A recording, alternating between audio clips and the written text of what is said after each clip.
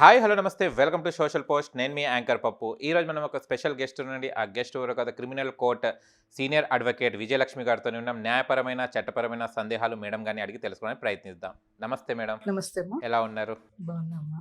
Okay. కొంతమంది ఏం చేస్తారు మేడం, ఒక అక్కని మ్యారేజ్ చేసుకున్న తర్వాత మరదలు ఉన్న తర్వాత వీళ్ళు కూడా అమ్మాయి బాగుంది మేమే చేసుకుంటామని చేసుకుంటుంటారు. అంటే అక్క అక్కడ బ్రతికుండి కూడా తన పర్మిషన్ తీసుకుంటే సెకండ్ ఆ చెల్లెని మ్యారేజ్ చేసుకోవచ్చా? అక్క పర్మిషన్ ఇస్తే చేసుకోవచ్చు. ఓకే. చెల్లికి కూడా ఇష్టం ఉండాలి, అక్కకి ఇష్టం ఉండాలి, పేరెంట్స్కి కూడా ఇష్టం ఉండాలి. ఇన్ని ఉంటాయి అక్కడ. ఫస్ట్ బాగానే ఉంటుంది అమ్మా, ఫస్ట్ బాగుంటుంది. నెక్స్ట్ నుంచి వాడికి సమస్యలు మొదలవుతాయి. ఏదో ఒకటి అభిరుచులు తేడా ఉంటాయి. మా ఇద్దరు అక్కా చెల్లెళ్ళు ఒకే కడుపును పుట్టి ఉండొచ్చు. ఈమె టేస్ట్ వేరు, ఆమె టేస్ట్ వేరు ఉంటుంది.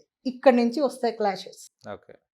మామూలుగా స్త్రీలకి సహజంగా పుట్టిన గుణం ఏంటో తెలుసునా? ఈర్ష్య. వేరే ఆడవాళ్ళని చూస్తేనే తట్టుకోలేదు స్త్రీ. లేదు, చిన్న కామెంట్ చేసిన ఆమె చీర బాగుంది అంటే చంపేస్తుంది. అలాంటిది ఇక్కడ పెళ్ళంలాగా తెచ్చుకున్నాడు అంటే అది అక్క చెల్లెలైనా కూడా సహించలేదు, భరించలేదు. ముందు ఏదో కొన్ని కారణాల వల్ల ఏవో ఉంటాయి కదా, ఆస్తిలోనో దేనికో వల్ల ఒప్పుకుని ఉండొచ్చు. తర్వాత మాత్రం ఆ పెళ్లి చేసుకున్నవాడు అనుకుంటాడు, ఎందుకురా నేను చేసుకున్నాను, సుఖాన్ని ఉన్న ప్రాణాన్ని దుఃఖాన్ని పెట్టుకున్నాను అని.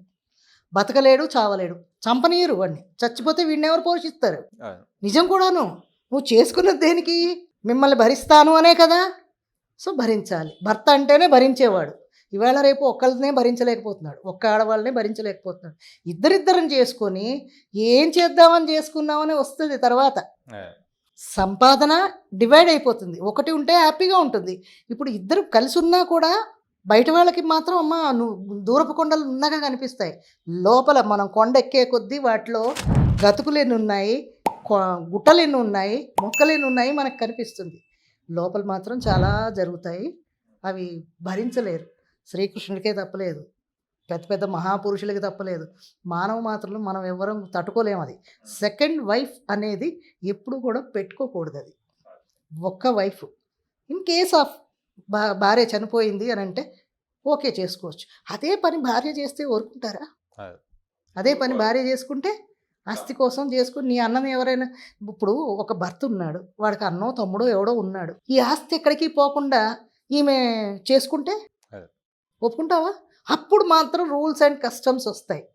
నీకు ఇద్దరు పిల్లలు వస్తున్నప్పుడు ఈమె ఇద్దరు మొగుళ్ళు భరించగలదు ఆడది. ఆ రూల్ ఎక్కడైనా ఉందా? చెప్పరు.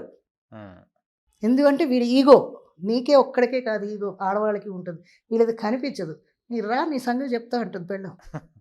గుమ్మం బయట ఏవో కథలకు పడతారు చూడు, నువ్వు రా ఇంటికి అంటుంది. అంతే. ఈ సౌఖ్యంలోనే ఉంటుంది చాలా. ఇంటికి వచ్చిన తర్వాత వాడి సంగతి ఉంటుంది. పెళ్ళి డైరెక్ట్ చేసుకుని చెల్లెల్ని ఇంట్లో పెట్టుకున్నామంటే ఇంకేం లేదు, రోజు రామాయణమే, రోజు మహాభారతమే.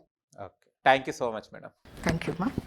చూశారు కదా ఫ్రెండ్స్, మీకు కనుక మా వీడియో నచ్చి లైక్ చేయండి, షేర్ చేయండి, కామెంట్ చేయండి, సబ్స్క్రైబ్ ఛానల్ అక్కడ గంట సింబల్ టంగును కొట్టండి. నేను మీ యాంకర్ పప్పు. Bye bye.